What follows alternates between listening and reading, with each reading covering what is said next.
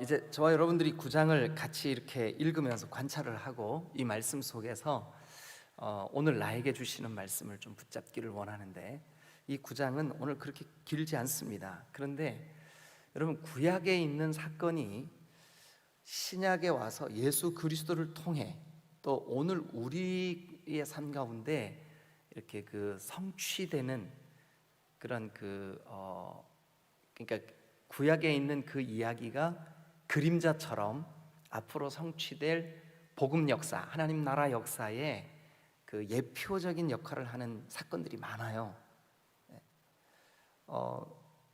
그런데 오늘 이 이야기도 사실 우리의 구원 문제, 우리에게 하나님이 주신 이 복음의 문제와 밀접하게 연관이 돼 있는 마치 그림자와 같은 그런 스토리입니다. 자, 그러면 우리가 한번 이 본문을 제가 한 절 여러분 한 절 나누어 읽으면서 어떤 내용이 오늘 우리가 깨달은, 그리고 우리가 지금 받은 그 그리스도의 복음의 내용과 이게 오버랩되어 있는가, 마치 그림자처럼 구약에서 미리 예표적으로 우리에게 그려주고 있는가 한번 보죠. 다윗이 이르되 사울의 집에 아직도 남은 사람이 있느냐? 내가 요나단으로 말미암아 그 사람에게 은총을 베풀리라. 내가 그 사람에게 은총을 베풀리라. 밑줄 한번 그어보세요. 내가 그 사람에게 은총을 베풀리라. 그 다음에 2절은 여러분들이 읽으세요. 시작. 사울의 집에는 종 한 사람이 있으니 그의 이름은 시바라. 그를 다윗의 앞으로 부르매 왕이 그에게 말하되 내가 시바냐 하니 이르되 당신의 종이니이다 하니라. 왕이 이르되 사울의 집에 아직도 남은 사람이 없느냐? 내가 그 사람에게 하나님의 은총을 베풀고자 하노라. 밑줄 그어보세요. 내가 그 사람에게 하나님의 은총을 베풀고자 하노라. 밑줄 그어보세요. 그랬더니 시바가 말합니다. 요나단의 아들 하나가 있는데 다리 저는 자니다. 어디서 많이 본 구절이죠. 예? 여러분, 제가 4장 할 때, 4장 기억나세요? 4장으로 한번 가보시죠. 5장 할 때인가요? 4장 할 때, 4장 4절 한번 가보시죠. 4장 4절 읽고 다시 오겠습니다. 자, 시작. 사울의 아들 요나단이 다리 저는 아들 하나가 있었으니 이름은 무비보셋이라. 이름은 무비보셋이라. 전에 사울과 요나단이 죽은 소식이 이스라엘에서 올 때에 그의 나이가 5살이었는데 그 유모가 안고 도망할 때 급히 도망하다가 아이가 떨어져 절게 되었더라. 여러분, 그 4장 4절에서 우리가 그때는, 여러분, 이게 앞으로 되어질 어떤 사건의 포석입니다. 저는 바둑은 들 줄 모르지만 미리 앞에 있는 수를 위해서 딱 하나 돌을 놔 놓는 거 포석이라 그랬죠. 근데 이거 제가 지금 4장 할 때 요 4절이 바로 포석입니다 그랬죠, 그죠? 자, 그러면 이 4장 4절을 여러분들이 펴놓으시고 거기에다가 앞으로 있을 이 무비보셋의 인생 가운데 먹구름, 즉 어두운 그림자를 한번 찾아보세요. 4장 4절 같이 찾죠. 사울의 아들 요나단에게 다리 저는 아들 하나가 있어요. 다리 저는 아들 하나. 다리 저는 아들. 여러분, 이때는 구약의 모세오경밖에 성경이 없었을 때입니다. 그런데 몸에 장애를 가진 사람들은 공동체가 예배하는 곳에 들어올 수가 없었습니다. 우리는 지금 우리 몸이든 마음이든 우리 영혼이든 우리 모두가 다 장애를 가지고 있어요. 그런데 마음껏 들어올 수 있는 은혜를 주셨어요. 그러니까 우리에게 주신 이 복음이 놀라운 거예요. 근데 이 사람은 이제 앞으로 그 예배의 현장에 갈 수 없는 다리 저는 아들이 되었어요. 그런데 그 이름이 뭐예요? 무비보셋. 근데 이 사람의 운명이 어땠냐 하면 사울과 요나단이 죽은 소식. 요나단은 누구예요? 무비보셋에게 아버지, 사울은요? 할아버지. 그러니까 그 집안이 멸족할 때, 그 집안이 다 멸망할 때, 그러니까 거기도 한번 보세요. 다리 저는 아들 하나 체크 표시 한번 해보시고, 사울과 요나단이 죽은 소식, 거기도 이 가문이 멸족하는 소식이에요. 죽은 소식. 근데 그 나이가 몇 살이에요? 5살. 자기 스스로의 의지로 아무것도 할 수 없는 나이, 그죠? 5살밖에 안 돼. 근데 그 유모가 유일하게 그 아이를 지금 품어주고 보호해줄 수 있는 단 한 사람, 유모. 근데 그 유모조차도 뭐 할 수밖에 없어요. 도망할 수밖에 없어. 도망할 때 또 밑줄 그어보세요. 도망할 때. 그러니까 다리 저는 아들 사울과 요나단이 죽은 소식, 그 5살밖에 안 된 아이 유모가 안고 도망할 때, 그러니까 그 유일한 보호막이에요, 이 유모가. 근데 그 유모조차도 이 아이를 어떻게 했어요? 떨어뜨렸어요. 그러니까 요 짧은 4절 안에 그 도대체 이 무비보셋의 운명을 그 표시하고 있는 그 부정적인 그 묘사가 4절 안에 온통 가득 들어 있어요. 다리 저는 아들 사울과 요나단이 죽었을 때, 도망할 때, 유모의 품에서 떨어질 때. 그러니까 앞으로 이 아이는 정말 슬픈 운명을 안고 몰락한 왕가, 우리나라도 그 고려가 멸망하고 조선이 세워질 때 그 고려의 왕과 왕족, 왕의 가족, 왕의 문중 다 어떻게 했어요? 그냥 뭐 하나도 남기지 않고 막 다 찾아내가지고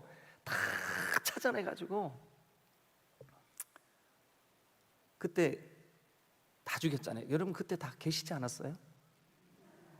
못 보셨구나. 그래가지고 그때 그 왕가들이 다 죽었잖아요. 왕가들이, 그죠? 그래서 나 왕씨 아닙니다 하고 점 하나 딱 찍어서 옥씨가 생겼잖아요. 그때부터. 아니 이게 웃을 일이 아니, 진짜 역사 속에. 나 참말로 참이라니까.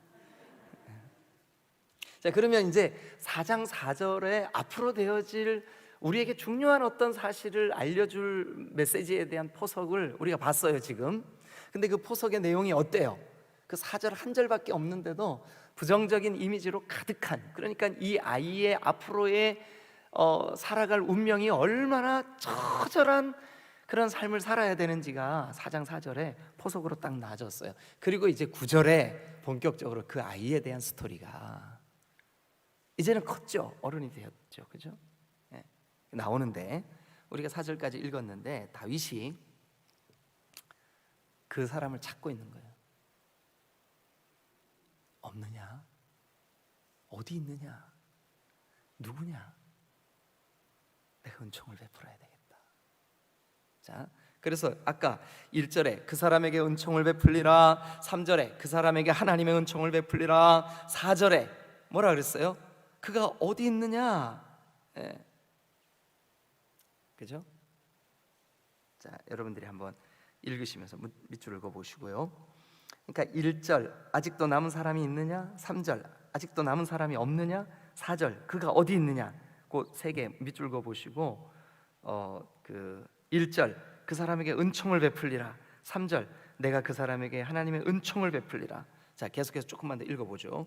5절 여러분들이 제가 읽을까요? 다윗 왕이 사람을 보내어 로드발 암미엘의 아들 마길의 집에서 그를 데려오니 6절 사울의 손자 요나단의 아들 무비보셋이 다윗에게 나와 그 앞에 엎드려 절하매 다윗이 이르되 무비보셋이여 하니 그가 이르기를 보소서 당신의 종이니이다. 여러분 얼마나 두려웠겠어요. 자기 집안이 다 멸족하고 다 죽고 이제 겨우 나 혼자 딱 남았는데 나조차도 양다리를 다 절어. 그런데 나를 찾아낼 때까지 찾아버리는 거예요. 그 왕이 얼마나 무서웠을까요? 왕 앞에 가서 벌벌 떨면서 꿇어 엎드렸습니다. 그런데 다윗이 무비보셋아, 무비보셋아, 무비보셋아, 무비보셋아. 이거 어떻게 발음해야 되는 거예요? 무비보셋이 벌벌 떨면서 예, 제가 여기 있나이다. 7절 다 같이 읽읍시다. 시작. 다윗이 그에게 이르되 무서워하지 말라. 내가 반드시 네 아버지 요나단으로 말미암아 너에게 은총을 베풀리라. 내가 네 할아버지 사울의 모든 밭을 다 도로 주겠고 또 너는 항상 내 상에서 먹을지니라 하니 무서워하지 마라. 여러분, 오늘 혹시 여러분 가운데 근래에 마음에 눌림이 있거나 좀 두려운 마음으로 하나님 앞에 나오신 분들이 있다 그러면 두려워하지 마십시오. 저와 여러분들을 주님이 찾을 때까지 찾아내시고 그리고 오늘 우리를 부르신 줄로 믿습니다. 그리고 7절에도 1절 끝에 그 사람에게 은총을 베풀리라, 3절에 그 사람에게 하나님의 은총을 베풀리라, 7절 중간에 너에게 은총을 베풀리라. 은총을 베풀리라. 무비보셋이 은총을 받을 대상이 되는 거예요. 그 4장 4절에서는요 슬픈 운명의 주인공이 되었었는데 그런 포석을 우리가 틀림없이 봤는데 지금 9장에 와서는 찾을 때까지 찾아내서 은총을 베풀고야 말 그 다윗의 은총의 대상이 된 거예요. 여러분 놀랍잖아요, 그죠? 내가 반드시 너에게 은총을 베풀리라. 내가 너에게 하나님의 은총을 베풀리라. 내가 너에게 은총을 베풀리라. 7절에도 그렇게 돼 있죠. 8절 시작. 그가 절하여 이르되 이 종이 무엇이기에 왕께서 죽은 개 같은 나를 돌아보시나이까 하니라. 왕이 사울의 시종 시바를 불러 그에게 이렇게 말합니다. 사울과 그의 온 집에 속한 것을 내가 다 네 주인의 아들, 내가 네 주인의 아들 누구예요? 무비보셋에게 다 주었노니. 10절 너와 내 아들들과 내 종들은 그를 위하여 땅을 갈고 거두어 내 주인의 아들에게 양식을 대주어 먹게 하라. 그러나 내 주인의 아들 무비보셋은 항상 내 상에서 떡을 먹으리라 하니라. 자, 잠깐만요. 아까 7절 맨 끝에 내가 모든 밭을 다 네 소유, 네 할아버지가 가졌던 모든 소유 다 돌려주고 7절 끝에 너는 항상 내 상에서 떡을 먹을지니라. 밑줄 그어 보세요. 그 다음에 10절도 보세요. 네 주인의 아들 무비보셋은 항상 내 상에서 떡을 먹으리라 하니라. 시바는 아들이 15명이요 종이 20명이라. 11절 다 같이 읽습니다. 시작. 시바가 왕께 아뢰되 내 주 왕께서 모든 일을 종에게 명령하신 대로 종이 준행하겠나이다 하니라. 무비보셋은 왕자 중 하나처럼 왕의 상에서 먹으니라. 왕의 상에서 먹으니라. 밑줄 한번 그어보세요. 12절 무비보셋에게 어린 아들 하나가 있으니 이름은 미가더라. 시바의 집에 사는 자마다 무비보셋의 종이 되니라. 자, 13절 시작. 무비보셋이 항상 왕의 상에서 먹음으로 예루살렘에 사니라. 그의 두 발을 다 절었더라. 아멘. 아멘. 벌써 좀 성경을 깊이 묵상하시는 훈련이 돼 있는 분들은 아마 제가 여러분들한테 읽으면서 2번, 3번 반복해서 읽어드린 말씀을 딱 듣는 순간 아, 목사님 저 얘기하려고 그러는구나 딱 눈치채셨을 거예요. 근데 눈치 못 채도 아무것도 걱정하지 마세요. 왜냐하면 제가 다 알려줄 거예요. 알려주고야 말 거예요. 기필코 제가. 걱정하지 마세요. 자, 여러분, 히브리 사람들은요 그 말투에 아주 그 의미가 이렇게 담겨져 있어요. 예를 들면 3, 4, 7, 12, 120, 1000 이런 숫자를 히브리 사람들은 완전수로 여겼어요. 완전수. 어떤 동일한 일에 대해서 3번 표현하면 반드시라는 앞에 수식어가 들어가요. 반드시. 이거는 뭐 꼭 그런데 오늘 제가 여러분들한테 아까 같이 읽으면서 여러분 이거 보세요, 혹은 밑줄 그어 보세요, 아니면 제가 읽어드린 그 내용 뭐였었죠? 자, 첫 번째 이겁니다. 뭐냐 하면 다윗이 1절 사울의 집에 아직도 남은 사람이 있느냐? 사울의 집에 아직도 남은 사람이 있느냐?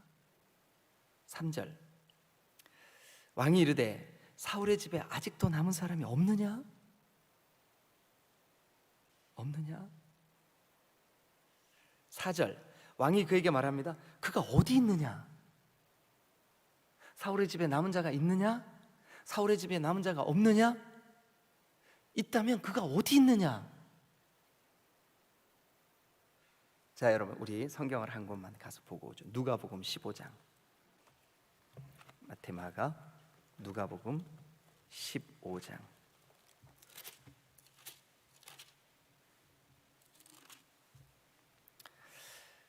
여러분 누가복음 15장에는 세 가지 에피소드가, 세 가지 어떤 이야기가 등장을 합니다. 그런데 그 한 가지 이야기는 양을 잃어버린 주인, 또 하나는 드라크마를 잃어버린 주인, 또 하나는 아들을 잃어버린 주인, 세 가지 이야기가 나오네요.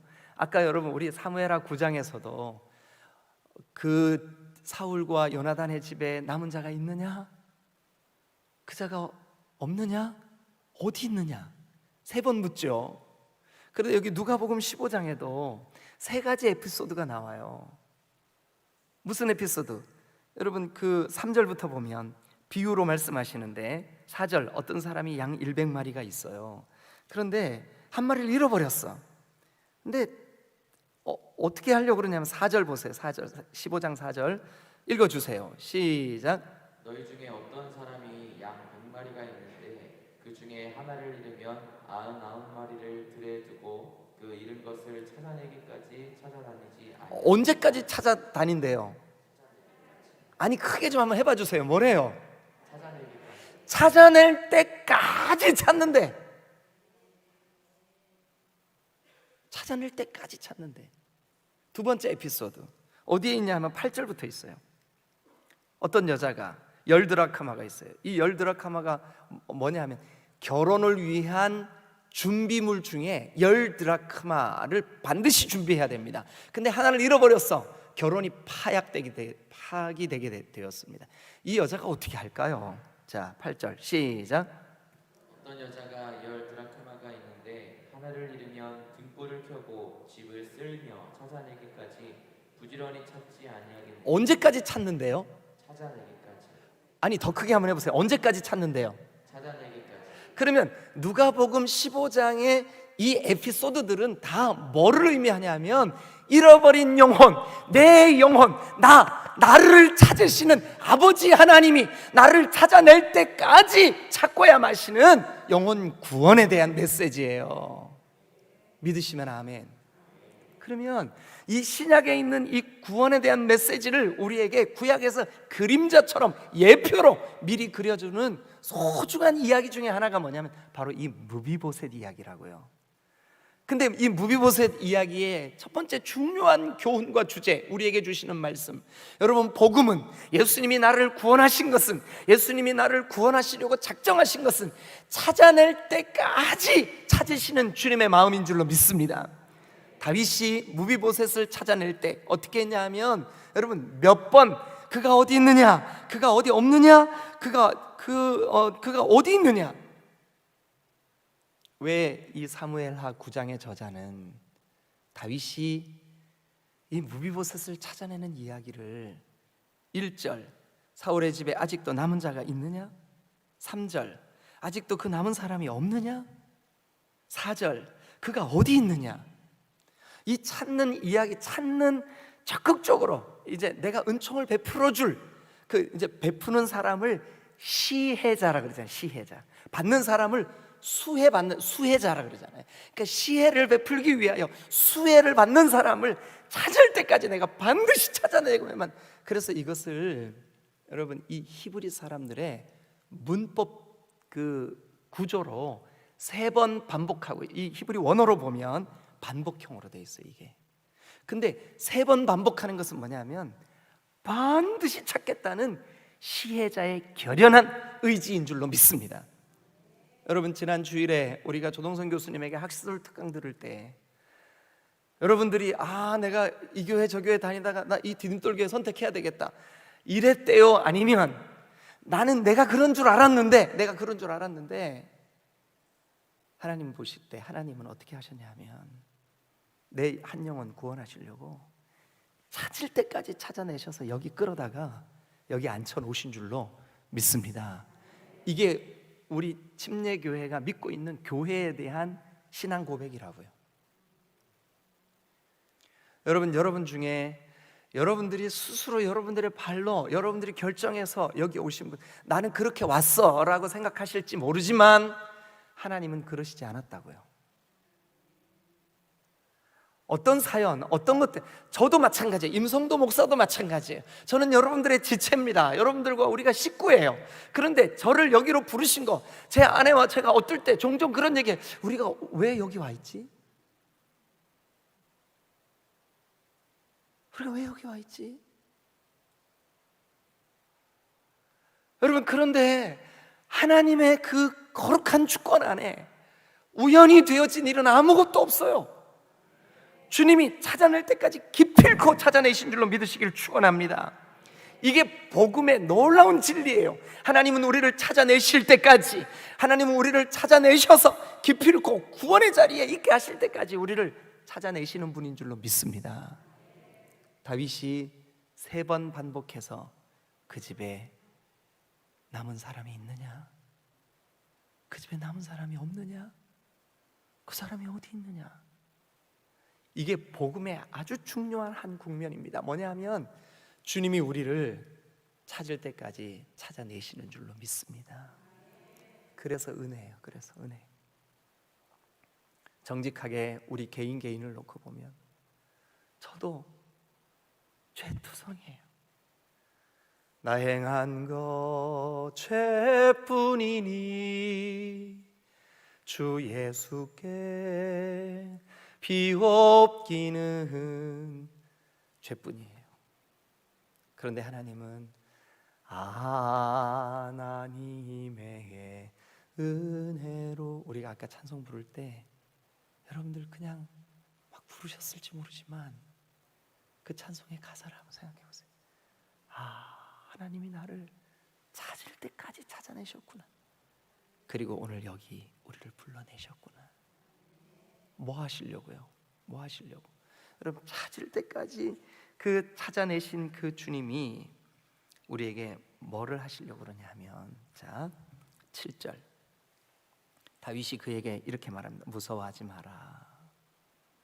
다시는 여러분이 무서워하는 어둠의 영, 저 사탄의 권세, 저 심판과 멸망을 당한 그 어둠의 그 무서운 영의 영향 아래 있지 않아요. 무서워하지 마세요. 그리고 이제 우리에게 뭐라 그랬냐면, 내가 반드시 네 아버지 요나단으로 말미암아 너에게 뭐를 하리라? 은총을 베풀리라. 은총을 베풀리라. 어떤 은총을 베푸느냐면, 내가 네 할아버지 사울의 모든 밭을 다 너에게 도로 주리라. 다, 여러분, 모든 것을 회복시켜 주시는, 잃어버렸던 그 기업, 이거 지금 기업이잖아요. 사울에게 이 가나안 땅은 다 각 지파가 제비 뽑아서 분배받은 땅들인데 이 사울과 요나단이 다 죽어버렸어요. 다 이 사람 저 사람 나눠 가져버렸어요. 그런데 다윗이 내가 반드시 네 할아버지 사울의 모든 밭을 다 내게 도로 주겠다. 여러분, 에덴 동산 그 신락원, 그 완전했던 하나님의 창조의 세계에서 쫓겨난 우리, 심판받을 우리, 사탄과 어둠의 권세의 지배를 받고 그 세속적인 가치관 속에 묻혀 있었던 우리를 하나님의 나라에 초대하셔서 모든 잃어버렸던 것을 다 회복시켜 주시는 은혜, 이게 바로 복음인 줄로 믿습니다. 그래서요, 이 은혜에 대해서도 히브리인들이 완전하다고 여기는 3번 이렇게 되어 있습니다. 자, 1절 마지막, 그 사람에게 뭐를 베풀리라? 3절 내가 그 사람에게 뭐를 베풀리라? 하나님의 은총을 베풀고자 하노니. 7절 네 아버지 요나단으로 말미암아 찾으셨어요? 그 다음 같이 읽으세요. 시작. 너에게 은총을 베풀리라. 3번 은총을 베풀고자 하는 다윗의 마음을 풀어냈어요. 3번. 3번 완전수. 3번의 의미가 뭐라고요? 반드시 은총을 베풀 거야. 여러분, 그러면 우리를 찾을 때까지 찾아내신 주님이 일단 나를 찾아내셨어. 나를 일단 예수 복음 앞에 세우셨어요. 십자가의 은혜를 깨닫게 하셨어요. 하나님의 은혜로 이 쓸데없는 자를 이 쓸데없는 자를 좀 웃고 좀 그러세요. 도대체 참말로. 그런데 이 쓸데없는 자를 왜 구속하여 주시는지 나는 몰라. 그런데 오늘 여기 성경에 보니까 내가 반드시 너에게 은총을 베풀리라. 여러분, 은총은 시혜자가 가해자에게, 수혜자에게, 가해자가 수혜자에게 안 줘도 되는데 다 주고자 하시는 이 주님의 마음. 여러분, 다윗의 이 에피소드를 왜 그림자라고 하고 복음 안에서 이루어진 예수 그리스도의 그 은총을 왜 실제라고 하느냐? 여러분, 이 이야기 속에 주님으로부터 우리가 받은 이 복음의 놀라운 은총이 여기 깃들여져 있기 때문에 그래요. 한번 따라합니다. 내가 반드시 너에게 은총을 베풀리라. 할렐루야. 첫 번째 우리가 받은 이 복음의 첫 번째 내용이 뭐냐? 내가 너를 반드시 찾아낼 거야. 네가 저 바위 깊은 데서 외로움에 떨며 혼자 두려움에 떨고 있을 때라도 내가 너를 반드시 찾아낼 거야. 믿으시면 아멘. 두 번째, 이 복음의 중요한 두 번째 국면이 뭐냐 하면 내가 반드시 너에게 은총을 베풀 거야. 여러분들의 영혼을 향해서 한번 그렇게 해보세요. 자, 일단 복음의 첫 번째 국면 뭐라고? 하나님이 우리에게 어떻게 하셨다고요? 아니, 가슴에 이렇게 이제 주님이 나에게 말씀하시는 거예요. 내가 너를 반드시 찾아낼 거야. 반드시 찾아낼 거야. 반을 한 4박자 정도 하세요. 반드시 찾아낼 거야. 두 번째는요. 두 번째 복음의 국면이 뭐라고요? 내가 너에게, 이번에는 5박자, 반드시 은총을 베풀 거야. 어린아이와 같지 않으면 천국에 못 들어갑니다. 어린아이 같이 따라 하시면 좋겠어요. 근데 여러분, 저는 오늘 마지막 이 3번째 국면이 우리에게 나는 어제 이게 너무 은혜가 되더라고요. 너무 은혜가 돼요. 사랑하는 여러분, 3번째 국면이 뭘 것 같으세요? 자, 아까 제가 서두에 히브리 사람들은 완전수라고 여기는 몇 가지 수를 가지고 있다고. 그런데 완전수 가운데 3, 성부, 성자, 성령, 여기 초막 셋을 짓고 3일 만에 부활하시고 3 완전수예요. 근데 또 하나 4 완전수예요. 그래서 12지파가 왜 나오냐 하면 3 곱하기 4가 12지파가 되는 거예요. 7이 왜 완전한 수냐 하면 3 더하기 4가 7이기 때문에 그래요. 하여튼 그런 의미가 있어요. 자, 그런데 4도 완전수 중에 하나예요. 그런데 여러분, 이 3번째 복음의 국면이 4번 기록된 놀라운 표현이 하나 나오네요. 근데 그게 뭐냐 하면 뭘까요?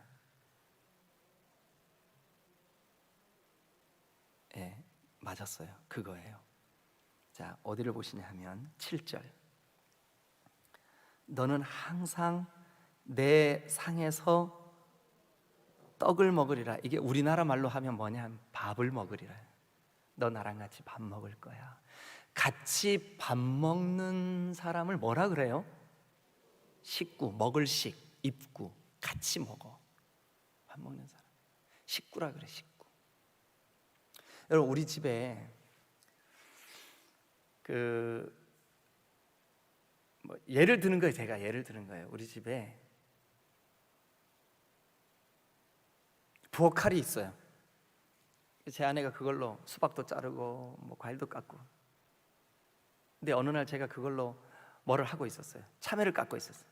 제 아내가 눈을 부릅뜨고 와, 아니 당신 왜 내 칼을 쓰고 있어? 그러면 되겠어? 이런 가정이 있어요, 없어요? 그 비정상입니다, 여러분. 비정상입니다. 제 아내가 드라이기로 머리를 말려요. 근데 여보님, 제가 그 드라이기 한번 사용해도 될까요? 허락해 주시옵소서 하고 쓰시는 분, 완전 비정상입니다. 어떻게 합니까? 허락이고 뭐가 받을 필요가 없어요. 왜 받을 필요가 없어요? 식구인데. 그러니까 제 아내께 제 거고, 제께 아내 거고.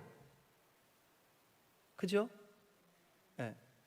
어느 날 제가 지갑을 열었는데, 아니 제 운전면허증이 없어진 거예요. 이상하다. 어디 갔지? 막 아무리 찾아도 없어. 그래가지고 아이고 이거 분실 신고하고 재발급 받아야 돼. 이거 실제 상황이 실제 며칠 전에 있었던 일이에요. 그래가지고 분실 신고해서 다시 발급 받아야지. 그랬는데 그래 제 아내가, 제가 여보 내 운전면허증 못 봤어? 근데 못 봤는데. 근데 얼마 만에 제 아내가 자기 지갑을 이렇게 열고 뭐를 이렇게 찾다 보니까 거기 제 운전면허증이 들어있었어요. 그러면 제가 이래야 맞죠. 여보, 당신 말이지 왜 내 운전면허증 갖고 있어? 이러면 비정상입니다. 우리 둘이 왜 거기 그 운전면허증이 왜 거기 들어가 있는지는 알지 못하지만 내 아내가 가지고 있어도 그건 내 거, 내가 가지고 있어도 그건 내 거. 예? 여보 나 오늘 헌금하려고 했는데 돈이 모자라네. 돈 좀 줘봐. 그래서 제 아내가 저한테 헌금할 돈을 줬어요. 제가 잡기장에 적어놓고 이거 며칠 내로 갚아야지 이러죠, 그죠? 안 합니다. 안 합니다. 절대 안 갚습니다. 그러니까 여러분, 세상에 유일하게 돈 뺏어도 강도라고 안 일컬어지는 대상 하나 있어요. 누굴까요? 식구입니다. 식구. 뭐 지금도 우리 아들은 아주 당당합니다. 아버지 돈 좀 주세요. 그러면 예 아드님 뭐 원하는 대로 가져가세요. 제가 줍니다. 왜 그럴까요? 식구입니다. 식구입니다. 그건 강도가 아닙니다. 식구입니다. 그러면 여러분 잘 들어보세요. 다윗이 무비보셋을 찾을 때까지 찾아내고 내가 너에게 은총을 베풀 거야. 근데 그 은총 중에 가장 큰 은총, 뭐 기업도 돌려줄 거야, 뭐 어떻게 해줄 거야, 안전을 보장해 줄 거야, 뭐 다 줬어요. 그런데 제일 놀라운 은총이 뭐냐 하면 너 내 식구야. 우리 주님이 우리한테 사탄의 그 권세에 매여서 사탄의 나라에 종노릇하며 살며 세상에 있는 것 쫓아다니고 마음 뺏기고 그랬던 우리를 불러내서 찾을 때까지 찾으셔서 은총을 베풀기로 결정하시고, 그리고 주님이 하시는 말씀 7절 끝에, 자 한번 따라합니다. 너는 항상 내 상에서 먹을지니라. 여러분, 하나님이 우리 보고 너 이제 나랑 식구야, 요거를 고상하고 신학대학에서 신학생들, 목회자 될 사람들한테 교수님들이 뭐라고 알려주냐 하면 코이노니아라 그럽니다. 코이노니아. 이게 우리말로 번역될 때는 교제 이렇게 번역되지만 사실 원래 의미를 살리면 공유라는 뜻입니다. 공유. 아내께 내 거, 내께 아내 거, 하나님께 내 거, 내께 하나님 거. 그러니까 하나님이 영생하시는 분이니까 우리에게 뭐가 주어질까요? 우리를 주님이 찾을 때까지 찾아내시고 은총을 베풀려고 불러주시고, 그리고 난 다음에 너 내 식구야, 너 나랑 같이 먹을 거야, 내가 네 안에 있고 네가 내 안에 있고, 여러분 그렇게 우리를 불러주시고 초청해 주신 주님이 우리에게 코이노니아의 은총을 주셨어요. 공유의 은총을 주셨어요. 한 식구 되게 하셨다고요. 근데 공유가 뭐냐? 네게 내 거고 내게 네 거야. 이게 공유예요. 하나님이 주신 복음의 세 번째 국면이 뭐냐 하면 너 내 식구야. 믿으시면 아멘. 여러분, 우리가 디딤돌 교회 식구가 되었어요. 그런데 우리가 디딤돌 교회에만 식구가 아니라 하나님 나라의 식구가 된 줄로 믿습니다. 우리는 이방인들이 아니에요. 우리는 손님이 아니에요. 우리가 전에 손님일 때는 마치 남의 집에 오는 것 같았어요. 그러나 이제 우리는 하나님 안에서 식구들인 줄로 믿습니다. 여러분, 우리 식구된 거 환영합니다. 축복합니다. 하나님과 공유의 관계를 누리게 되었어요. 그런데 그 표현이 한 번만 언급된 게 아니에요. 여러분, 성경 한번 보세요. 오늘 신기하게도 찾을 때까지 찾아내고 은총을 베풀겠다고 결단하시고 내 상에서 같이 먹자. 이게 반복 또 반복, 반복 또 반복. 이 9장 안에, 이 짧은 여러분 13절까지밖에 없는 이 구약의 에피소드 안에 놀랍게도 복음을 포석으로 주님이 미리 신약과 구약을 흐르는 그 거룩한 하나님의 메시지, 이 다윗 왕조에게 주시는 이 복음 메시지를 오늘 우리에게 주신 줄로 믿습니다. 찾을 때까지 찾아내시는 하나님, 그리고 은총을 반드시 베풀겠다고 약속하시는 하나님, 그리고 너는 내 식구야 하고 공유의 이 은혜를 우리에게 나눠주시는 하나님. 그래서 여러분 보세요. 7절 내 상에서 먹을지니라. 그 다음에 또 10절 중간에 네 주인의 아들 무비보셋은 항상 내 상에서 떡을 먹으리라. 아까 7절에도 항상 내 상에서 떡을 먹을지니라. 할렐루야. 11절 보세요. 무비보셋은 왕자 중 하나처럼 왕의 상에서 먹으니라. 할렐루야. 야, 여러분 이거 우리 그냥 무비보셋 이야기 나오는 거네, 이러면 안 돼요. 이 성경을 읽을 때 여러분 가슴이 뛰어야 돼. 주님, 나에게 이 은혜를 주셨군요. 내 영혼을 찾을 때까지 찾아내셨군요. 반드시 내가 너에게 은총을 베풀 거야. 그리고 우리에게 주신 그 은총의 핵심이 뭐냐 하면 주님과 나를 공유의 관계로, 상에서 같이 먹는 관계로 우리를 그렇게 불러주시고 은총을 베풀어 주신 줄로 믿습니다. 주님 너무 감사하지 않습니까? 우리 이 시간 같이 기도하죠.